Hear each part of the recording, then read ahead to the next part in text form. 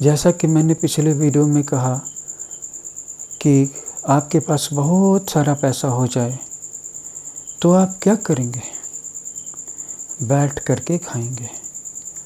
कभी पैसों की चिंता नहीं करनी पड़ेगी, लेकिन भरपेट खा भी लेंगे, बहुत अच्छे कपड़े पहन लेंगे, बहुत अच्छी अच्छी गाड़ियों में घूम लेंगे दोस्तों। लेकिन उसके बाद क्या करेंगे? ये सवाल आपको पूछना है अपने आप से।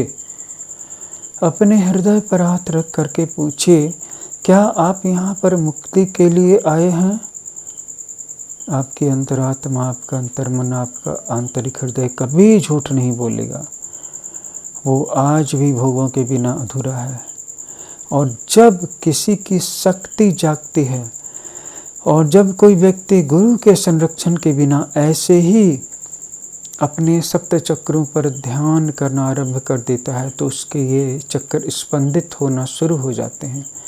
और स्पंदित होते होते ये एक नई ऊर्जा का जागरण लाते हैं। ये ऊर्जा लहरों में उठती है, कभी हल्की उठती है और कभी अचानक से बहुत ज़्यादा। और ये अनप्रेडिक्टेबल होती है, ये आपकी मनमर्जी के गुलाम नहीं होती है।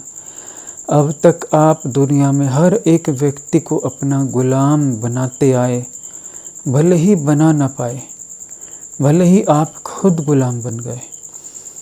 आप चाहते थे कि दुनिया के लोग सब आपके गुलाम बजाएं, आपके बहुत सारे नौकर चाकर हों, सेवक हों, फॉलोवर हों, अनुयायी हों, शिष्य हों, जो आपकी आज्ञा बजाएं, आज्ञा का पालन करें खुशी खुशी से। लेकिन आपकी वासनाओं ने छोटी छोटी ज़रूरतों की पूर्ति के लिए आपको सबका गुलाम बना दिया। आप जिसके यहाँ नौकरी कर रहे थे, आप उसके गुलाम बन गए।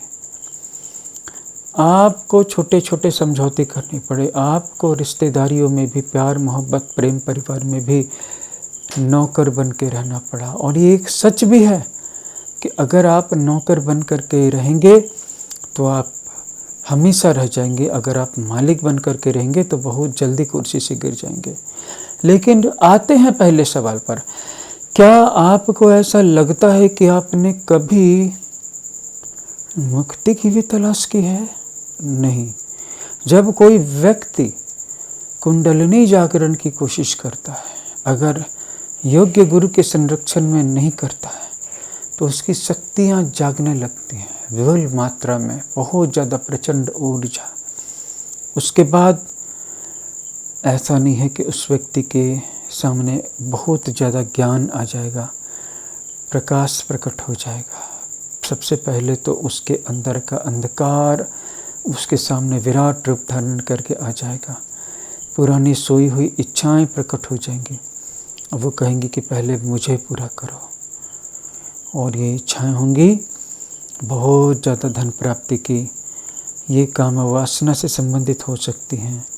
ये बदले की भावना, क्रोध, गुस्से, अहंकार से संबंधित हो सकती हैं। ये पावर, राजनीतिक सत्ता, राजनीतिक शक्ति, प्रशासनिक पद पाने से संबंधित हो सकती हैं कि मेरे पास इतनी सत्ता आ जाए कि सब कोई मुझसे डरे, सब कोई मेरे सामने झुके। या फिर ये कीर्ति प्राप्ति की हो सकती है कि मुझे बहुत ज़्यादा कीर्ति मिल जाए, मेरा नाम हो जाए, मेरा यश फैल जाए। आखिर में कुल मिला करके हम रहेंगे कुत्ते ही। हम इन चीज़ों के कुत्ते थे।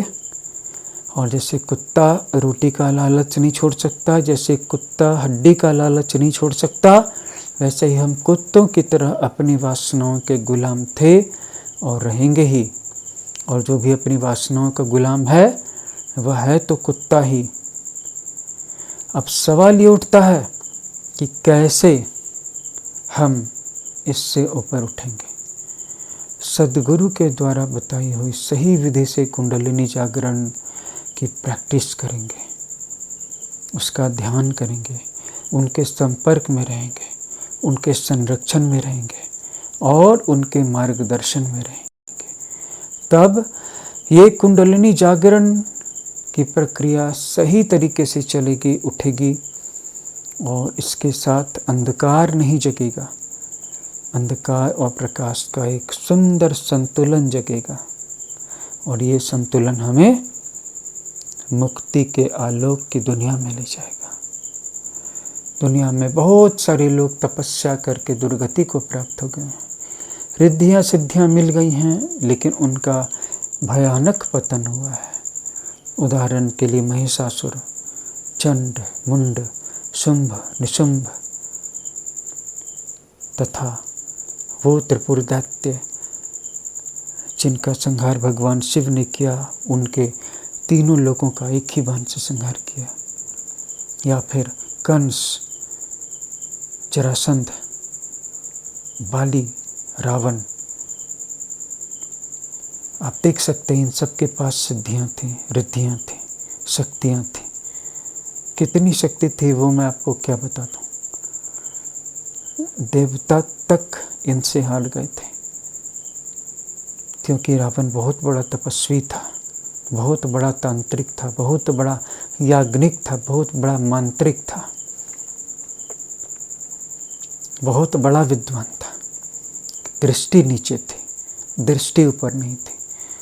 दृष्टि पर स्त्री पर थी। कभी नाग कन्या का हरण कर लिया, कभी गंधर्व कन्या का हरण कर लिया, कभी स्वर्गलोक की अप्सराओं का हरण कर लिया, कभी मानवलोक की कन्याओं का हरण कर लिया, कभी राक्षसों का, यक्षों का। जहाँ उसको अच्छी सुंदरी स्त्री मिल गई, और जो भी जाति या जो भी व्यक्ति पर स्त्री का हरण करते हैं, उनका विनाश नज़दीक ही होता है। रावण का भी विनाश आया जब उन्होंने राम की पत्नी सीता का हरण करने की कोशिश की। राम की पत्नी सीता तो अग्नि में प्रवेश करके छिप चुकी थी। उन्होंने अपनी एक छाया, एक माया, एक रेप्लिका, एक फेक रेप्लिका बाहर की दुनिया में दिखाने के लिए रखती थी। उसी फेक रेप्लिका ने रावण का समूल वंश के साथ संहार कर दिया, उन्मूलन कर दिया, दुनिया से ही मिटा दिया। केवल एक बंदा बचा, विभीषण, जिसके मुख में राम नाम था।